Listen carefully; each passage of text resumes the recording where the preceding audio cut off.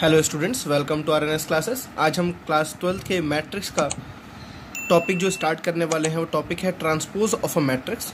चलिए students, transpose of a matrix basically student क्या है, किसी मैट्रिक्स के अगर हम रोज और कॉलम को इंटरचेंज कर देते हैं तो वो क्या बन जाता है, ट्रांसपोज।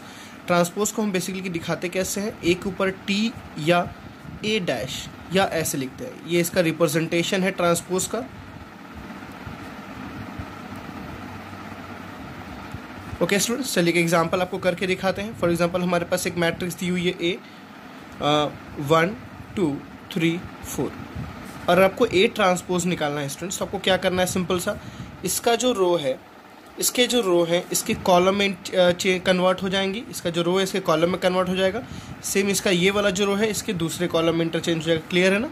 इसका रो इसके कॉलम में, इसका रो इसके कॉलम। देखिए क्या हो जाएगा, यहाँ पे 1, यहाँ पे 2, फिर यहाँ पे 3, यहाँ पे 4। ये आपका क्या मिल गया, ए ट्रांसपोज। क्लियर है स्टूडेंट्स? देखिए इसका रो जो है किस में चेंज हो गया, कॉलम में, या आप इसको ऐसे बोल सकते हैं, इसका जो कॉलम है, इसका जो कॉलम है किस में चेंज हो गया, इसके रो में। आप दोनों में से कोई बोल सकते हैं समझने के लिए, ठीक है।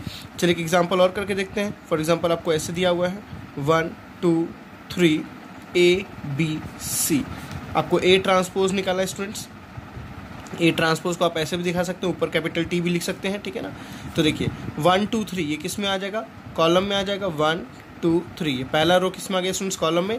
फिर दूसरा रो ए बी सी। समझ आ रहा है ना? आप एक चीज़ अब यहाँ ध्यान से देखो, ये स्क्वायर है तो ठीक है, यहाँ 2 क्रॉस 2 ये भी ऑर्डर, इसका भी ऑर्डर कितना, 2 क्रॉस 2। बट अगर यहाँ एम, यहाँ पे ऑर्डर कितना है स्टूडेंट्स, देखिए 2 क्रॉस 3। अगर ये रेक्टेंगुलर मैट्रिक्स है, 2 क्रॉस 3 ऑर्डर है, तो यहाँ देखिए ऑर्डर कितना आ गया, 3 क्रॉस 2।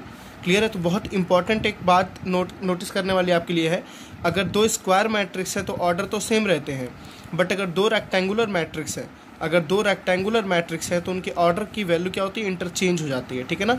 अगर m क्रॉस n है, ठीक है ना, एक मैट्रिक्स है ए, एक मैट्रिक्स है ए, जो इसका order students m cross n है, तो जो उसका ट्रांसपोज होगा, जो उसका ट्रांसपोज होगा वो कैसा बन जाएगा, n क्रॉस m बन जाएगा। कैसा बन जाएगा स्टूडेंट्स, n क्रॉस m, ठीक है ना। और एक बात और इम्पॉर्टेंट है, जो इसका i और j है, थोड़ी इसकी मतलब समझिएगा। i और j आपस में क्या होगा, ये इंटरचेंज हो जाएगा, ये वैल्यू क्या हो जाएगी, इंटरचेंज। कैसे, देखिए अगर मैं बोलूँ इसमें फॉर एग्जांपल ये एलिमेंट लेते हैं, ये एलिमेंट कौन सा है स्टूडेंट्स, इस ए मैट्रिक्स का ये कौन सा एलिमेंट है, देखिए पहला रो तीसरा कॉलम। तो पहला रो तीसरा कॉलम, समझ मेरी बात आई ना, पहला रो तीसरा। अब देखिए ये वाला एलिमेंट यहाँ पे कहाँ पे गया, 3 है ना, 3 ये रहा ना आपका। देखिए ये कहाँ पे आ गया स्टूडेंट्स, देखिए तीसरा रो और पहला कॉलम। आपको मैं यही समझा रहा हूँ, जो हर एक एलिमेंट है उसकी भी पोजीशन जस्ट क्या होगी, अपोजिट। जैसे देखिए 1 3 था तो यहाँ क्या हो गया, 3 1। तो हर एक एलिमेंट, जैसे आई जे है तो यहाँ पे जो एलिमेंट्स बनेंगे वो क्या बन जाएंगे, जे आई।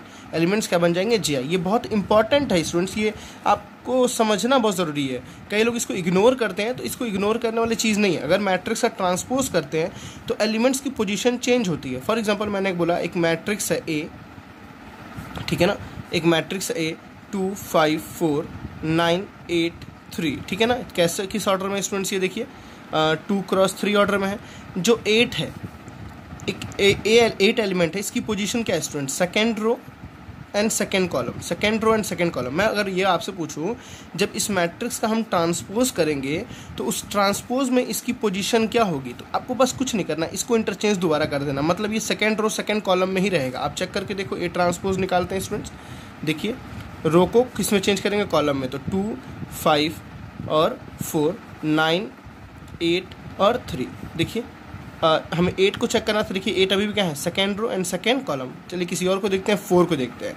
ये कहाँ पे स्टूडेंट्स, देखिए 4 कहाँ पे, देखिए first row third column, first row third column. अब ये पक्का यहाँ पे इसमें कहाँ होगा, इसको अपोजिट कीजिए, थर्ड रो फर्स्ट कॉलम। देखिए चेक करिए, थर्ड रो फर्स्ट कॉलम में 4 है ना, डेफिनेटली है। समझ आ रही बात है ना? तो आपको अगर कहीं ऐसे लिखा हो कि अगर एक मैट्रिक्स ए है, उसकी वैल्यू ऐसे लिखी गई है, आई जे एम क्रॉस एन, ठीक है ना। तो जो ए ट्रांसपोज होगा स्टूडेंट्स वो किस ऑर्डर में होगा, देखिए ए जे आई। हमेशा समझ आ रही बात है ना। और यहाँ एम क्रॉस एन है तो यहाँ क्या हो जाएगा, उल्टा एन क्रॉस एम। समझ आ रहा है ना, यहाँ पे m क्रॉस है ना, तो यहाँ क्या हो जाएगा n क्रॉस m, क्योंकि नंबर ऑफ रोज जो हुई किस में चेंज हुई, नंबर ऑफ, देखिए नंबर ऑफ रोज कितनी थी 2, अब नंबर ऑफ कॉलम कितने हो गए 2, समझ आ रहा है। तो नंबर ऑफ रोज जो थी वो किस में चेंज हो जाती है, नंबर ऑफ कॉलम्स में, और नंबर ऑफ कॉलम्स किस में चेंज होता है, नंबर ऑफ। ये बहुत ही इंपॉर्टेंट है डेफिनेशन, आपको रटना नहीं है कि ट्रांसपोज का मतलब बस रो कॉलम को इंटरचेंज करो, आपको समझना भी है। समझ आई बात है ना। तो ये होता है आपका ट्रांसपोज। बेसिकली क्या है, रोज को किस में चेंज कर दीजिए, कॉलम्स में। मेरी बात समझ आना स्टूडेंट्स, रोज को किस में चेंज कर देना है आपको, कॉलम्स में। ठीक है, चलिए प्रॉपर्टीज देखते हैं स्टूडेंट्स इसकी। तो हमें देखना है क्या, properties of transpose of a matrix. पहला इसमें प्रॉपर्टी क्या होता है स्टूडेंट्स, किसी मैट्रिक्स का, ठीक है, अब अगर आपके पास कोई एक मैट्रिक्स दी हुई है, ठीक है ना, किसी मैट्रिक्स का ट्रांसपोज करके दोबारा अगर ट्रांसपोज करते हैं तो उसकी वैल्यू क्या आती है, वही एक मैट्रिक्स आ जाती है। किसी मैट्रिक्स का ट्रांसपोज के ऊपर दोबारा ट्रांसपोज करते क्या आता है, ए, दोबारा वो मैट्रिक्स। फॉर एग्जांपल चलिए एग्जांपल देख के समझते हैं।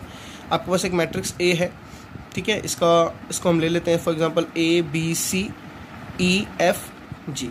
ओके स्टूडेंट्स, अब पहले क्या हमें क्या प्रूफ करना है कि इसके ट्रांसपोज का होल ट्रांसपोज। तो पहले क्या निकालेंगे, इसका ट्रांसपोज, एक बार इसका ट्रांसपोज निकालते हैं। तो ट्रांसपोज का नंबर बताया, रो किस में चेंज होंगे, कॉलम में। तो यहाँ आ जाएगा ए, यहाँ आ जाएगा बी, यहाँ आ जाएगा सी, यहाँ ई एफ और यहाँ जी। क्लियर है स्टूडेंट्स। चलिए अब इस ट्रांसपोज का दोबारा ट्रांसपोज करते हैं। इस ट्रांसपोज का दोबारा क्या करते हैं, ट्रांसपोज। समझ आ रहा है, इसका ट्रांसपोज करते हैं, मतलब इसका ट्रांसपोज करना है आपको। तो फिर देखिए क्या हो जाएगा, जो रो है, जो सॉरी कॉलम है, या आप रो बोल सकते हैं, जो रो है वो किस में चेंज होगी, कॉलम में। देखिए ए ई जो रो थी वो कॉलम में चेंज हुई, बी एफ ये किस में चेंज हुई, कॉलम में, सी जी ये भी किस में चेंज होगी स्टूडेंट्स, कॉलम में। समझ आया ना। और ये किसके बराबर है, ए के बराबर। देखिए ये वाली मैट्रिक्स किसके इक्वल दिख रही है, ए के। तो आपने पहला क्या देखा, ए ट्रांसपोज का होल ट्रांसपोज इक्वल्स टू ए। किसी मैट्रिक्स का ट्रांसपोज के ऊपर दोबारा ट्रांसपोज करते हैं तो कितना आता है, वही मैट्रिक्स दोबारा हमें मिलती है। चलिए हम अपने सेकेंड प्रॉपर्टी को देखते हैं स्टूडेंट्स। सेकेंड प्रॉपर्टी हमारी क्या है, के टाइम्स ए का होल ट्रांसपोज, ठीक है ना, किसी कांस्टेंट और उस मैट्रिक्स को मल्टीप्लाई करके उस होल का ट्रांसपोज करें तो वो किसके इक्वल आता है स्टूडेंट्स, के इंटू ए ट्रांसपोज। समझिएगा, मैं इसको एक एग्जांपल समझाता हूँ। फॉर एग्जांपल मेरे पास एक ए मैट्रिक्स है, ए बी सी डी। समझ आ रहा है ना। अब इस ए को मैंने किससे मल्टीप्लाई किया, अगर के से मल्टीप्लाई किया, किसी कांस्टेंट के से मल्टीप्लाई किया, तो ये के और ए, के ए कितना आ जाएगा स्टूडेंट्स, हर एलिमेंट को आपको पता है, हर एलिमेंट को के से मल्टीप्लाई कर देते हैं, ठीक है ना। ए बी सी डी हर एलिमेंट को के से मल्टीप्लाई कीजिए तो कितना आ जाएगा, ये के ए के बी के सी और के डी। क्लियर है ना। ये आपका क्या आ गया, अंदर वाली वैल्यू आ गई। अब क्या बोल रहा है, इस पूरे का ट्रांसपोज, ठीक है ना, ये के ए है, तो अब इसका ट्रांसपोज करते हैं। तो के ए का क्या हो गया, ट्रांसपोज।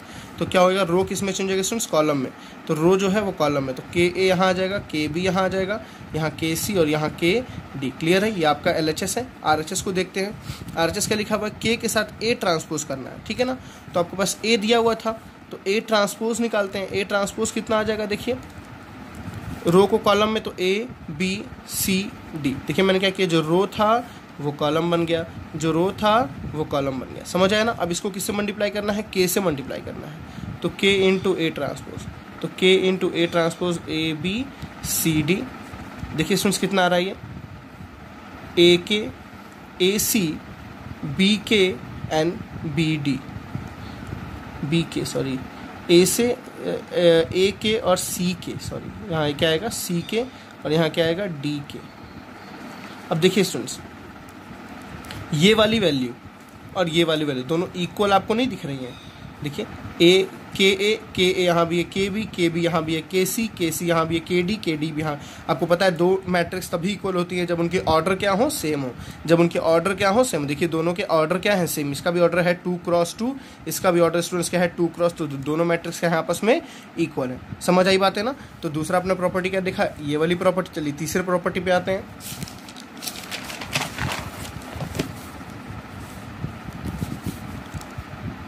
तो थर्ड प्रॉपर्टी क्या है स्टूडेंट्स, ए प्लस बी का whole transpose, A plus B का whole transpose is equal to A transpose plus B transpose. A plus B का whole transpose is equal to A transpose plus B transpose.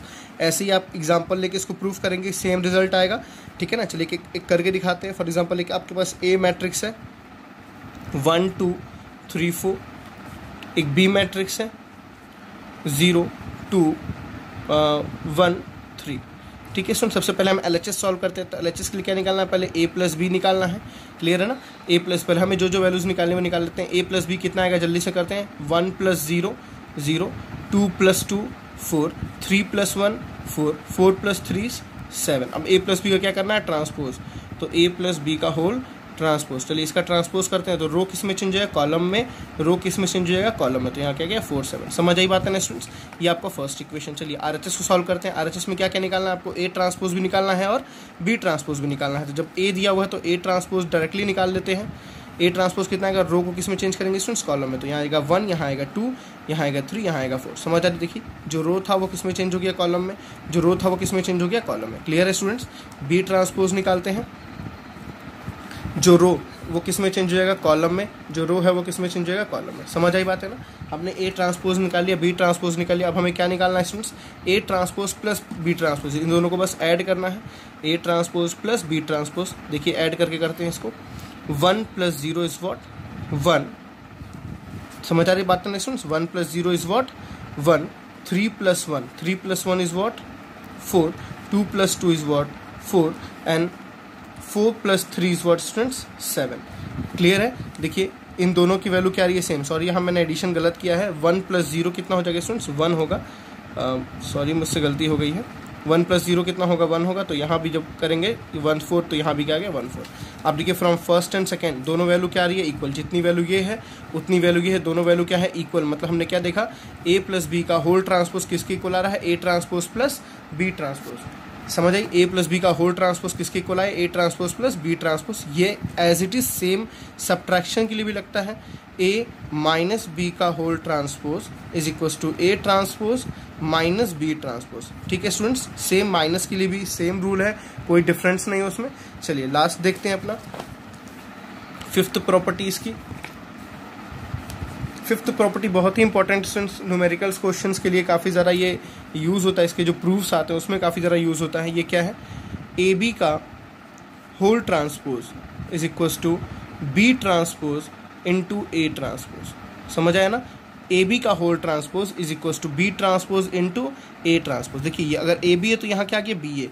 या अगर ऐसे आ जाए ए B C का whole transpose. समझ आ रही बात है स्टूडेंट्स, ए बी सी का whole transpose is equal to just opposite आ जाएगा, C transpose into B transpose into A transpose. समझ आ रहा है ना, ए बी सी है तो सी बी ए आएगा। क्लियर है, चलिए एक इसको 2x2 को एक प्रूफ करके दिखा देते हैं।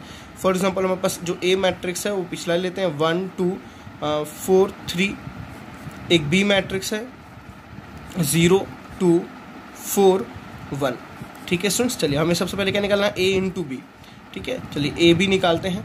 ए बी सबको आई थिंक अब करने आता होगा। देखिए ध्यान से, 1 0 सा कितना हुआ 0, प्लस 4 2 सा कितना हुआ 8, 1 2 सा कितना हुआ, देखिए पहला रो पहला कॉलम हो गया ना, पहला रो दूसरा कॉलम। 1 2 सा कितना हुआ 2, 2 1 सा कितना हुआ +2। क्लियर स्टूडेंट्स, चलिए दूसरा रो पहला कॉलम, 4 0 सा 0 एंड 3 4 सा 12 प्लस 12। ठीक है स्टूडेंट्स, 4 2 सा 8 एंड 3 1 सा +3। इसको जैसे हम ऐड करेंगे तो कितना आ रहा है, ये 8 + 0 8, 12 + 0 इज 12, 2 + 2 4, 8 + 3 इज 11। ये आपका ए बी आ गया। अब क्या निकालना है आपको, ए बी का ट्रांसपोज। चलिए ए बी का ट्रांसपोज निकालते हैं। ए बी का ट्रांसपोज तो इजी है ना, जो रो है वो किस में चेंज होगा, कॉलम में। जो रो है वो किस में चेंज होगा, कॉलम में। समझ आया ना, ये आ गया ए बी का ट्रांसपोज। आपका LHS निकल गया, RHS निकालते हैं। चलिए आपको RHS में बी ट्रांसपोज ए ट्रांसपोज, तो पहले ए दिया हुआ तो ए ट्रांसपोज निकालते हैं। तो ए ट्रांसपोज कितना होगा स्टूडेंट्स, देखिए इसका ट्रांसपोज करना है तो जो रो है वो किस में चेंज होगा, कॉलम में। 1 2 और यहाँ आ गया 4 3। ठीक है ना, आपको इसकी एक्सरसाइज बहुत सिंपल लगेगी। एक्सरसाइज में कुछ नहीं है, बस यही सारी चीज़ें हैं। 0 2 है तो यहाँ क्या आ जाएगा 0 2 और यहाँ क्या आ जाएगा 4 1। क्लियर है ना, अब हमें क्या करना है, यहाँ पे देखिए RHS में B transpose into A transpose, दोनों को मल्टीप्लाई करना है। ठीक है ना, तो बी ट्रांसपोज को ए ट्रांसपोज से मल्टीप्लाई करना है। ये ध्यान रखिएगा कि because A into B is not equals to B into A, मतलब हो भी सकता है और नहीं भी हो सकता, तो यहाँ आपको ध्यान देना है। ठीक है, तो बी से ही ए को मल्टीप्लाई करना है। 0 है 2 है 4 है और 1 है, और ए कितना है स्टूडेंट्स, 1 है 2 है 4 है और 3। चलिए मल्टीप्लाई आपको आता ही होगा। देखिए 0 1 से कितना हुआ 0, प्लस 4 2 से कितना हुआ 8, 0 4 से कितना हुआ स्टूडेंट 0, 4 3 से कितना हुआ 12। ठीक है ना, देखिए ये वाला फिर पहला रो पहला कॉलम, पहला रो दूसरा कॉलम, समझ आ रहा है ना। तो 0 4 ज़ा 0 एंड 4 3 ज़ा कितना हो गया 12। नेक्स्ट आते हैं 2 1 ज़ा कितना हो गया स्टूडेंट्स 2 एंड 1 2 ज़ा कितना हो गया 2।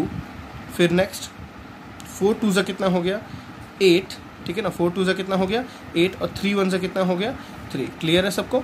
चलिए ऐड करते हैं इसको। 8 + 0 इज़ व्हाट 8, 12, 2 + 2 4 एंड 8 + 3 कितना हो गया स्टूडेंट्स 11। अब देखिए ये सेकंड इक्वेशन, ये क्या है B transpose into A transpose, ठीक है। आप देखो फ्रॉम फर्स्ट ये आया 8 4 12 11, ये भी आया 8 4 12 11, तो दोनों क्या है इक्वल, मतलब लास्ट आपके आइडेंटिटी क्या है AB का whole transpose equal to B transpose into A transpose. Clear students, आपको यहाँ तक अच्छे से समझ आना चाहिए।